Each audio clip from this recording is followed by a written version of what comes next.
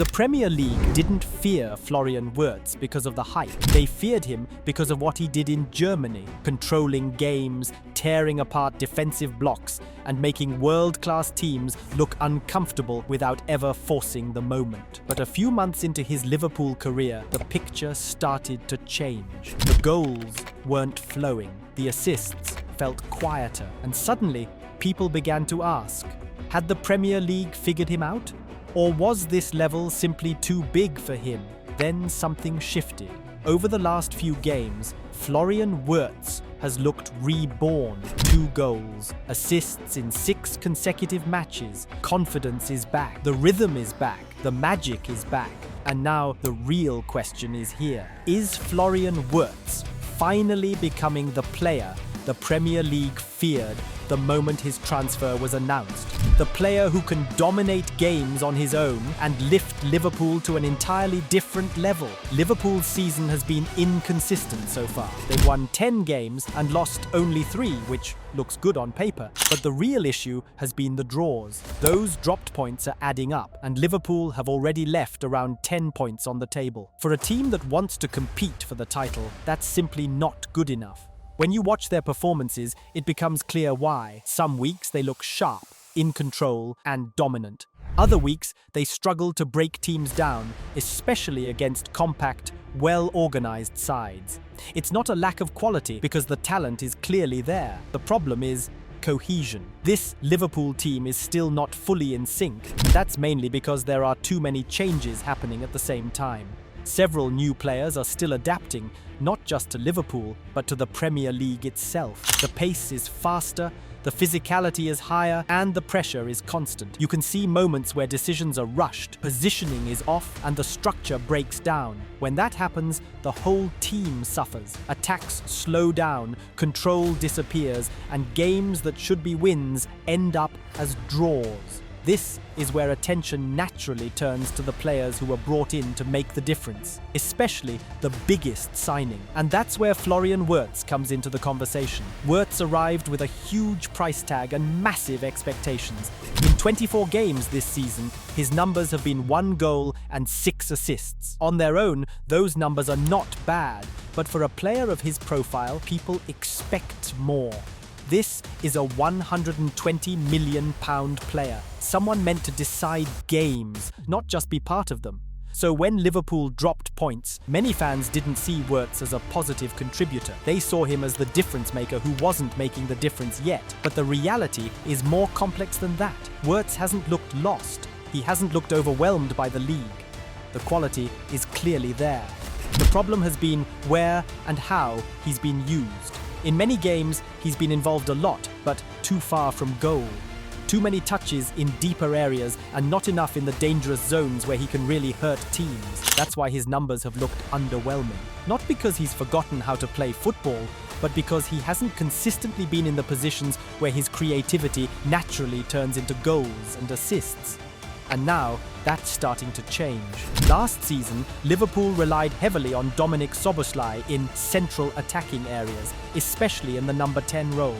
The energy was there, the pressing was there, the intensity was there, but it was clear that something was missing. For a player operating so close to goal, the output just wasn't consistent enough. Not enough shots, not enough goals, not enough moments where the move actually ended in the back of the net. And that was a big part of why Liverpool went for Florian Wirtz. Because Wirtz isn't just about linking play, he finishes it.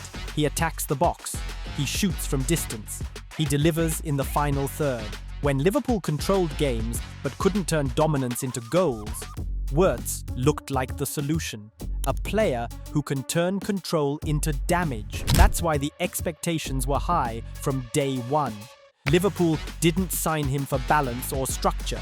They signed him for output. And to really understand why the club believed he could be that player, you have to look at what Florian Wirtz was at Bayer Leverkusen, because that's where his game reached a completely different level. From the moment Wirtz broke into Leverkusen's first team, it was obvious this wasn't a normal young talent. Even as a teenager, the way he handled the ball under pressure stood out.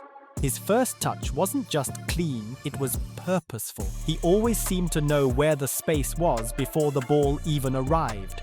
which allowed him to turn, carry, or release the ball without wasting time. What really separated him, though, was how complete his attacking game became. His finishing was elite. He could strike from distance, but he was just as dangerous inside the box because of his timing. He didn't rush chances. He anticipated rebounds. He arrived late. He picked his moments. Defenders couldn't sit off because he would shoot, and they couldn't step out because he would slip someone in. Creatively, he wasn't just flashy, he was smart. Wirtz saw passes early and played them at the exact moment the defense was most vulnerable. Switches of play, disguised through balls, quick layoffs in tight spaces. Everything was calculated. He understood space on a level most players don't, and he constantly found pockets to receive on the half-turn facing goal. Under Xabi Alonso, all of this became even sharper. Alonso gave him freedom in the final third and built the structure around him so he wasn't crowded out. Wirtz didn't have to force moments. He could let the game come to him, and when it did, he controlled it. He became the heartbeat of Leverkusen's attack, not just contributing, but dictating the rhythm and direction. At that point, it was no longer about potential. Wirtz was deciding games in Germany and in Europe. And that's why the move to Liverpool felt inevitable. The question was never whether he was good enough. It was how this version of Florian Wirtz would translate to a completely different environment, and that's where things started to change. When Florian Wirtz arrived at Liverpool, it wasn't a smooth continuation of what we saw at Leverkusen. Almost immediately, something felt different. The goals were rare, the assists dried up, and the influence that made him feared in Germany just wasn't there. On the surface, he was still involved in the game, but the decisive moments, the ones that decide matches, were missing. It didn't take long for critics to speak up. Wayne Rooney, for example, suggested that Wirtz's presence was hurting the balance of the team. It sounded harsh, but it reflected a bigger issue. Wirtz wasn't playing in the environment where he naturally thrives. It wasn't about effort, it wasn't about quality. It was about role. Liverpool are in a transition phase. They're experimenting with rotations, pressing patterns, and new attacking structures. That means Wirtz isn't just adapting to a new league. He's adapting to a new system that asks him to do things he didn't have to do before. The result? A slow start, frustration among fans, and growing questions about whether this signing would really deliver. The core issue was never Wirtz's talent. It was how he was being used. Under Slot, Liverpool play a different style to what Wirtz was used to. There's more rotation, quicker central transitions, and a pressing system that demands huge physical output from the attackers. Without Trent Alexander-Arnold's long passing from deep, Liverpool lack that constant direct outlet from the back.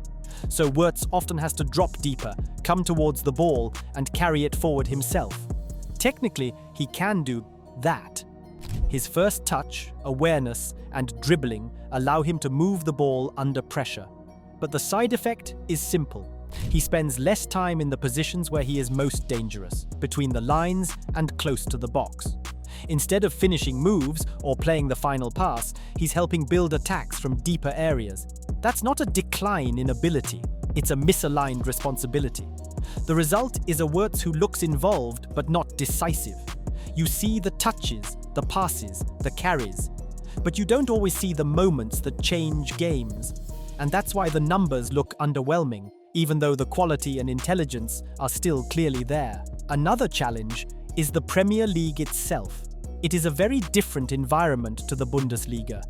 The space Wirtz had at Leverkusen, the time to turn, to carry, to choose his pass, almost doesn't exist in England. Defensive lines are tighter, pressing is faster, and every hesitation is punished. As soon as he receives the ball, he's under pressure. That limits his ability to play with the same freedom he had in Germany. On top of that, the physical demands are huge. Wirtz has fully committed to Slot's system. He presses aggressively, he tracks back, he helps in build-up. In fact, he covers more ground than almost anyone in the team. He's among Liverpool's top runners per 90 minutes. That's impressive, but it comes at a cost. Fatigue affects timing, sharpness, execution, and even the smartest players can lose their edge in the final third when their legs are heavy. So when you put it all together, less space, faster pressure, more running, more responsibility, it becomes clear why the flashes of brilliance we saw at Leverkusen were harder to find at Liverpool.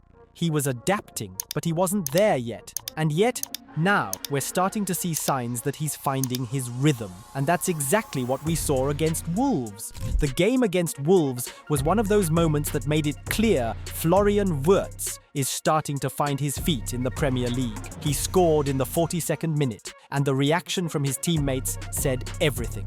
The celebration was intense, emotional, almost relieved. That told you how much the lack of clear output had been weighing on him in those first months at Liverpool. This wasn't just a goal, it was a statement, a sign that Wirtz is beginning to live up to the expectations that come with a £120 million price tag. But it wasn't just the goal that stood out. He was everywhere.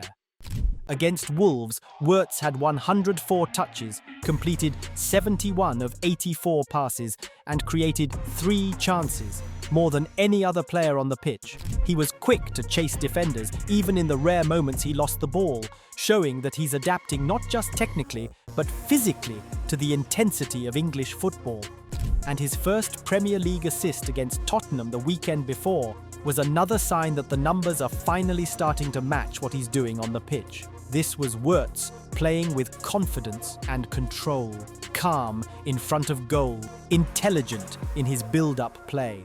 The Wolves game wasn't just a good performance, it was a signal, a sign that the player Liverpool signed for the biggest moments is starting to show himself. It's of the best version of Florian Wirtz. Because when you zoom out and look at the bigger picture, it's clear that this is not the finished product. What we're watching right now looks more like the early stages of understanding between him, his teammates, and the system, rather than the peak of what he can offer. And honestly, that's the exciting part. A lot of people have been asking what's changed recently. Is it confidence? Is it familiarity with the system? Is it Salah being out for a few weeks? The truth is, it's a mix of almost everything. Yes, Wirtz is gaining confidence, but more importantly, he's starting to be understood. Earlier in the season, he was dropped into a team that wasn't consistently dominant. He was asked to cover spaces, balance transitions, and sometimes even compensate for other players' poor form. That's not where Wirtz thrives. He doesn't shine in isolation. He doesn't dominate pure 1-versus-1 situations. He comes alive when the game is tight, when bodies are around him, when combinations matter more than duels. That's when his intelligence, movement, and timing really start to show. And that's exactly what we're beginning to see now. One of the most subtle but most important changes has been Liverpool's shift towards a more controlled style of football. It's less chaotic, less end-to-end, maybe even a little boring on the surface. But for Florian Wirtz, it's perfect. He's getting more touches, more predictable spacing, and the confidence to demand the ball, because he knows the structure behind him is stable. That stability alone has already raised his level, and when you add small tactical adjustments on top of it, things start to click. Take the left side as an example. Earlier in the season, players like Kerkez were being held back as a safety option. Now, they're being encouraged to push forward and attack the byline, and that changes everything for Wirtz. Instead of being forced into constant 1-versus-1 situations, he can now attract pressure, pin defenders, and slip passes into space for the overlapping run. The triangle between Wirtz, Curtis Jones, and the overlapping fullback is quietly becoming one of Liverpool's most important patterns. They complement each other. They understand timing. They read space the same way. And even without the ball, Wirtz works hard defensively. He tracks back, he presses, he covers ground. But long-term, you don't want him burning energy doing that all the time. If you reduce even a small part of his defensive load, you get a sharper Wirtz when the ball is won. In the moments that matter most, when he receives between the lines, turns, and thinks 2 moves ahead. Relationships are another key factor. The chemistry is growing not just with Jones and the fullback, but also with technically similar players like Hugo Ekitike. Wirtz thrives when he has options around him, runners ahead of him, technicians beside him. When those pieces are there, his decision-making becomes effortless. When they're not, he starts forcing actions, not because he's reckless, but because the system demands it. And that leads to the bigger issue. Liverpool's squad is still unbalanced. Some profiles don't naturally complement each other, and for a player like Wirtz, that matters a lot. He is a system amplifier. Put the right pieces around him and he lifts everything. Put the wrong ones and he still looks good, but never unstoppable. Until the club fully defines roles, balances the midfield, and consistently surrounds Wirtz with runners stretching the pitch and a solid base behind him, we are only seeing a fraction of his potential. Right now, we're watching the foundation being built. Understanding is forming, relationships are growing, structure is improving. But the peak? That's still ahead. And when it arrives, the Premier League might finally meet the version of Florian Wirtz that truly frightens defenses. So what do you think? When do we see the Florian Wirtz everyone expected? And what does he still need to reach that level? Let me know in the comments. Don't forget to like, subscribe, and drop some hype if you enjoyed the video.